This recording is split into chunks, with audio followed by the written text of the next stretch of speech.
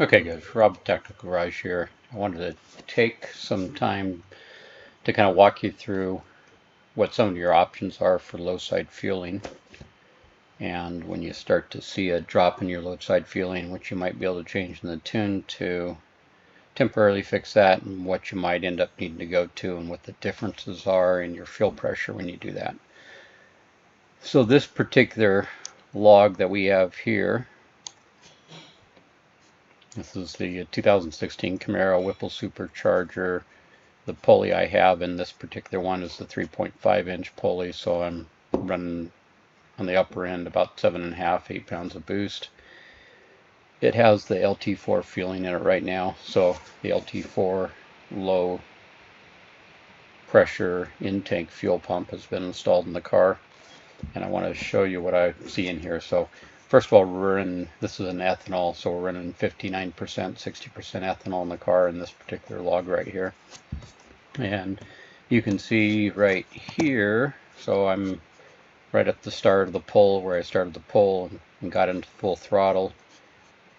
We're at 65 psi for our low end fuel pressure. Over here you can see that we're actually, fuel pressure requested is 73, but we're not there right now. It's actually below that at 65. Then as the RPMs build here and the boost starts to build, so boost is going up, it's at 6.83, boost is coming up to 7 there. You can see our fuel pressure starts to fall off here. So at this point here, we're at about 7 pounds of boost, 6,000 RPMs, and our fuel pressure is dropped down to 59. So again, we're commanding 73, but we're only getting 59 right now, so it's not, the fuel pump is not keeping up with what we're commanding right now. It does end up coming back up as the RPMs drop right here. It causes the fuel pressure to come back up. So we actually get up to our 73 here. So we hit temporarily at 73, but then again, as soon as the RPMs start to build again, the fuel pressure drops down again.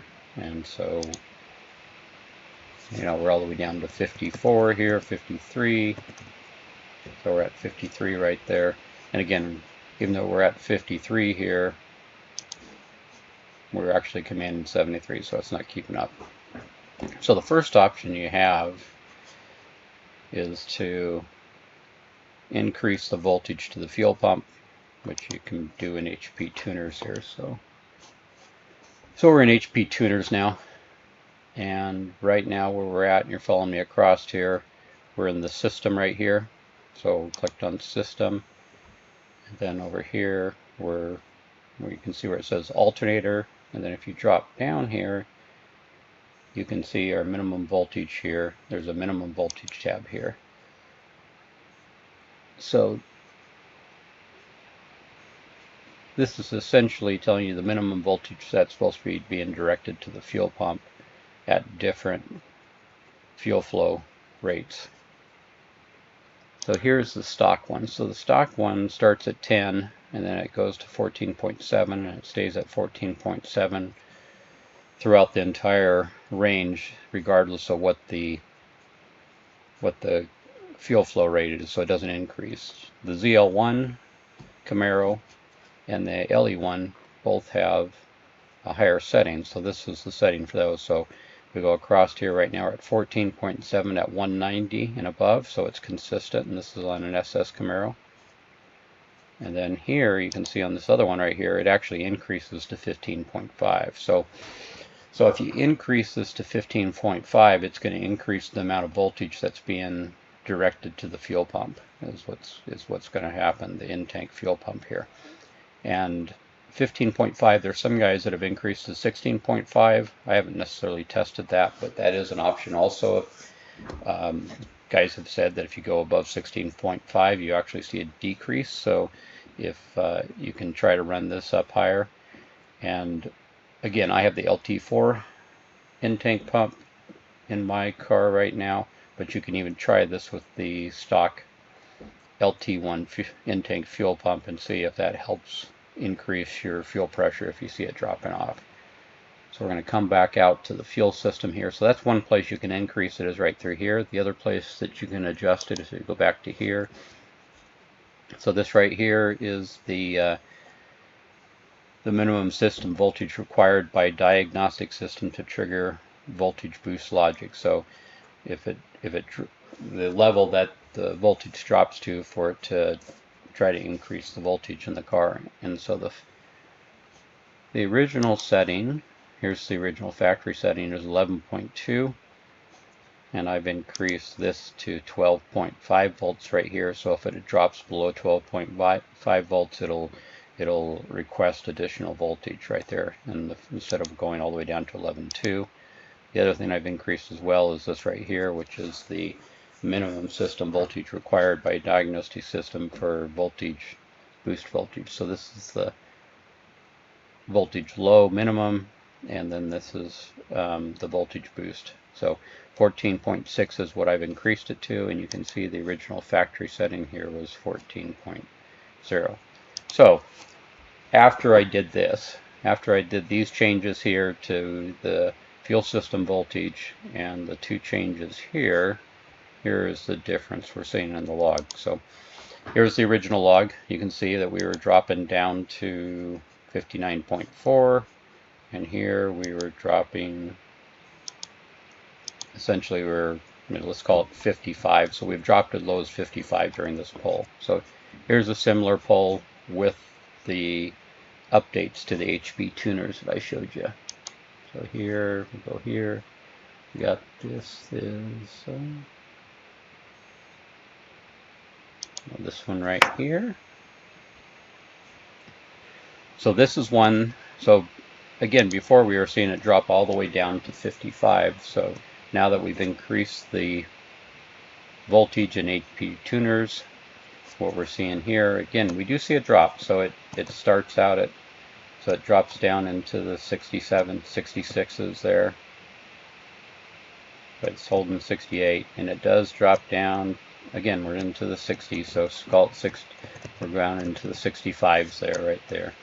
And then it builds again. So this is before it didn't build this high, but I mean, it builds here. It holds a little longer before it starts to drop again, but it does start to drop. Not as much as before. So you can see we're there. So we're probably dropping to, let's call it 6. So we dropped down to 63 actually, and where the boost actually stops there. So let's call it 63. Whereas before we were down in the 50s. So we picked up, I'm going to say 8 pounds of pressure by doing the increase in HP tuners there to increase the minimum system voltage in HP tuners. Now what I ended up doing, and I have a separate video on this, many of you have probably already watched that, but I ended up installing the JMS booster pump into the car. And the JMS booster pump, here is the log from that. So again here, but we dropped, let's say we dropped down to 63. 63 here, we were probably 65, might have got to 65, 63 there. And so after I installed the JMS booster pump in there, which is this log right here. And again, all these logs were done back to back, so it's the exact same fueling, exact same weather temperature, everything is the same. So so you can see one thing, it spikes a lot higher. So I mean, right off the bat we're at 76. This is with the JMS installed in the car, and we're at 73. We do drop a little bit there, so we drop down to into the 68, 69 range, but that's still better than the 63s we were seeing before.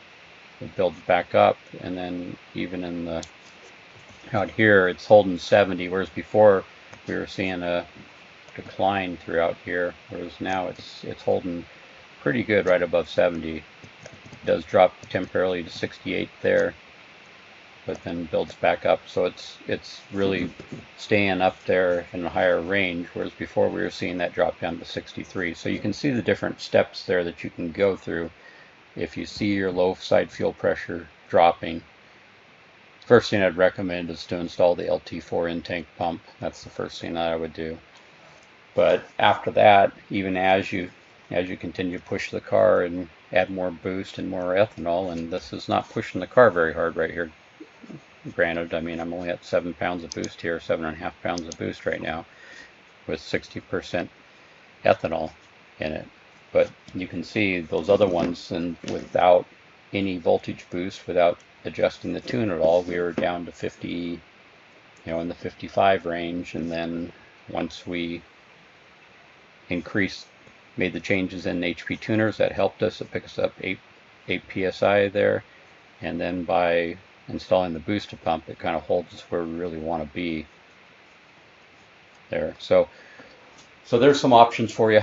Let me know if you have any questions, but hopefully that helps you out as you're looking at trying to figure out if you're seeing a drop in your low side fuel pressure. For me, I was seeing it drop all the way down into 42 under certain scenarios. And even at that point, your fuel road pressure, my fuel road pressure was still holding good. The injector pulse width was still good. But really, where you really want it to hold is up in this 70, high 60s range is where you really want it. Anyways, as always, guys, like, subscribe. Let me know what kind of content you want. If you want to see more tuning stuff or more stuff on that, let me know, and I'll post more stuff up. Thanks.